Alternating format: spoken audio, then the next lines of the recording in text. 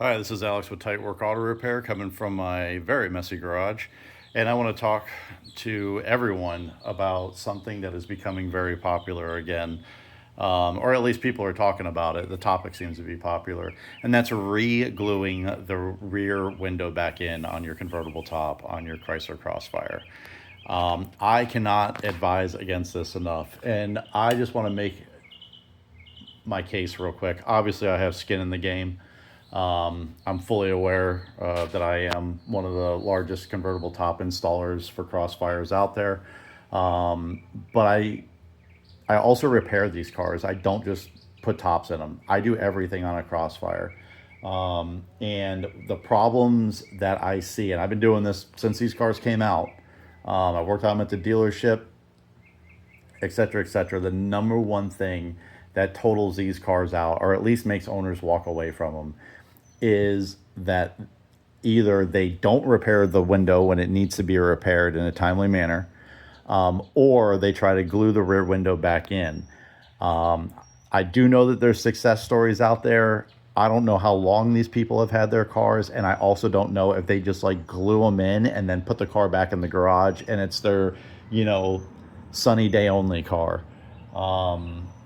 In Florida, that's not really an option. We live in Southwest Florida. You're going to get caught in the rain, etc., etc. The problem with gluing in the rear windows is it is going to let go at some point in time, guaranteed. And the problem is that it might let go in a little section and you won't know it because the rear window's still up, still held into the top, or it might let go a lot. The actual real main thing that you don't see going on is that if this adhesive, if this bond has failed, it's heat seamed in there or heat glued, heat bonded in there, just like the seams are heat bonded together. And you can see how thin these guys are. There's not a whole lot of material there. If this seal, if this heat bonding has failed, I will guarantee you that your seams are either failed as well or they are right behind it. Now these are open because of how long that they're split, but usually if they're split like right down here, you won't even see that these things are split because when the top's in there, it makes this all taut. And with the how taut this material is, it like pulls it back together and it makes it like sit on top of each other. But if you're standing on the outside of the car and you see the rear bow come up, you'll see that these things right here will actually, they'll split apart. So I'll use this as an example. I usually have a whole bunch of tops here, but of course last week I threw them out with the trash because I'd also show you the other tops when I'm talking about where the rear windows have fallen out. But you can see on this side too, you've got the seams that are split. Rear windows obviously falling in, so that just happened. We ordered a top for this about a month ago, and it's coming in right now through customs. I've got this beautiful gold Roadster here with a rare cedar interior. I think this is probably one of the more rare color combos, especially with a 6-speed. This guy just bought this car. Rear window had been glued in. Getting a little bit of water in the car. Somebody had sewed the seams back together. You can see the stitching coming out here, and you can obviously see up here where everything is leaking out, and I can actually like stick my finger in the car. All right, seams tearing apart in this. I think this car is like 36,000 miles, and it's like an 07 or 08. So low mileage, garage kept car, rear window falling out, seam split. This car is my own personal car. I bought it kind of like for parts, but more or less I bought it to swap everything out of my SRT into this. This guy took it to a shop to get the top repaired because he was sending it to his granddaughter up north where it didn't rain a lot, and he didn't want to spend the money to put a top in it. So the top shop took the top off, sewed all of the seams back together. You can see where the stitching is already failing here. But this has happened while it's been here at my place. They glued the rear window back in with the 3M primer. Then they used the 3M window weld to adhese it to the back, and the glass is in there. I mean, it's not falling out, right? It's in there. It looks like it's in there. You think there's no problem with the rear window or with the convertible top. Well, not true. 3 weeks later, it rained for a week straight where he lived here in Florida, and it filled the trunk absolutely full of water. And when it did that, it gets into the central locking pump module. And you can see the corrosion here in this connector. You can see all the corrosion here. And the problem with this is that these wires inside the sheathing, this protective coating, they are, see all the corrosion in that one, they are twisted together, strand like a wick and a candle. And what happens is when this thing sits in the water, water starts to wick up. So you end up having to cut like a lot of the harness out of the way to find out where it's not corroded. And then you have to cut all these wires off and solder them. Now, unfortunately, with this car, it was twofold. It filled the trunk full of water. So there was, I think that there was about 7 gallons of water back here with my shop vac. But this one had the double whammy. It also had the cowl panels that were also clogged up. So it got at both ends. Luckily, it was just rainwater. It was fresh. But, you know, obviously the guy, you know, he didn't have insurance on it because he was sending it up north. So it went from being the car's got 28,000 miles on it. It went from being a $13,000 car to a $500 parts car, which was a real shame because it's a beautiful car. I mean, otherwise it's really nice. You spent a lot of money for the chrome wheels and everything, and it's a beautiful car. Anyway, you know the deal. This car right here just happened. Beautiful SRT 6. This guy garage keeps it, etc., etc. Came out to get this, just dropped off for maintenance. I go over to check the mail on it, and he actually had to drop it off over the weekend, so it was an appointment for later on this week. And I come outside and the rear window had fallen in. But the caveat to this one is this seams had previously split before that.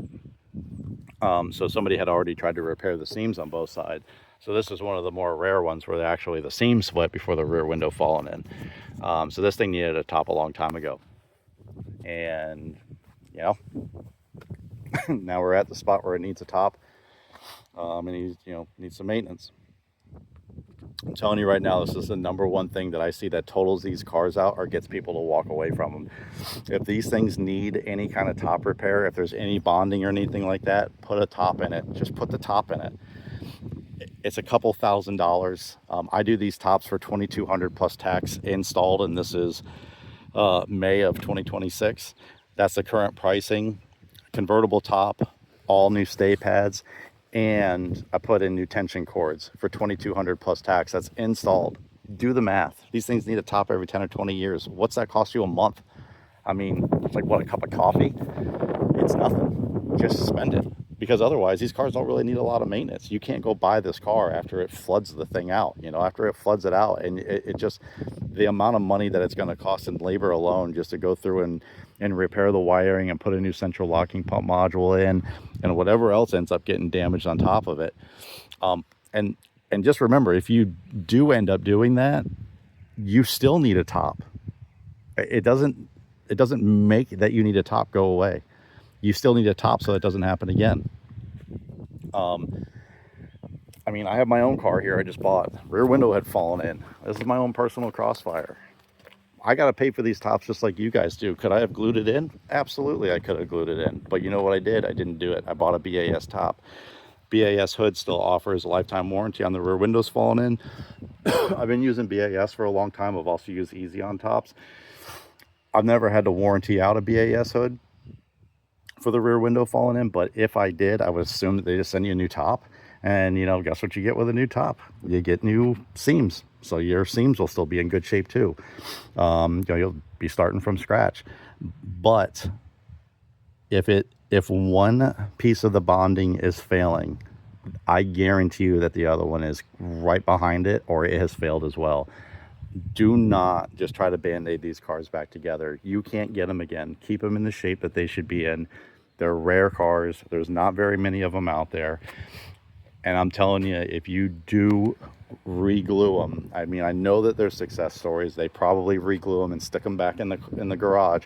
Yeah, the glass is still in there, but I would be willing to bet really good money based on what I've seen over the last 20-something years that I've worked on these cars, that they are not watertight.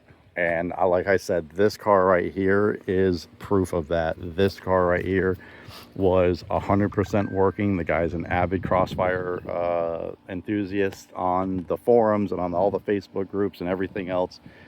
And he took everybody's advice, and he had a professional shop do exactly what he asked. And I bought this car, I think 2 years ago.